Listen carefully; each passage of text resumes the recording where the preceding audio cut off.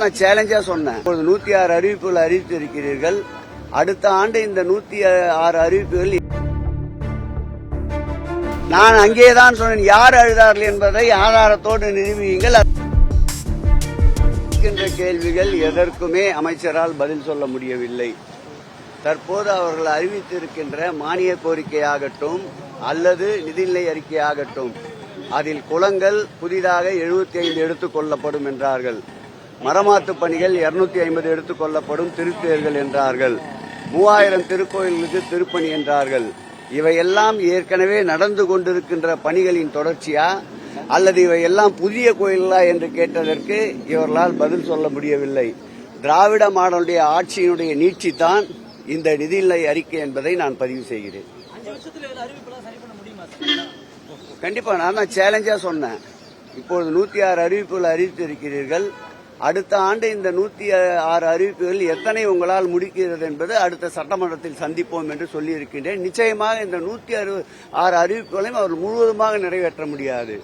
அப்படியே இருந்தாலும் ஏற்கனவே திராவிட மாடல் ஆட்சியில் தொடங்கப்பட்ட திட்டங்களைத்தான், நடைபெற்றுக் கொண்டிருக்கின்ற பணிகளை தான் அவர்களால் முடிக்க முடியுமே தவிர புதிய பணிகள் எதையும் எடுத்து முடிக்க முடியாது என்பதை சவாலாக கூறிக்கொள்கிறேன்.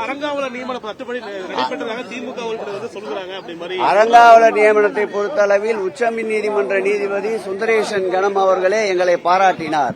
10,000 கோயிலுக்கு அறங்காவலர் குழு நியமனத்தை நாங்கள் செய்திருக்கின்றோம். இந்த ஆட்சியில் அறங்காவலர் குழு நியமனத்திற்காக கோரிய மனுக்கள் அவர்கள் குறிப்பிட்ட தேதி 3 முறை தள்ளி வைத்திருக்கிறார்கள். இந்த அறங்காவலர் குழு விண்ணப்பங்கள் கூட இந்த ஆட்சியில் பெற முடியாத ஒரு சூழ்நிலை தான் நிலவுகிறது.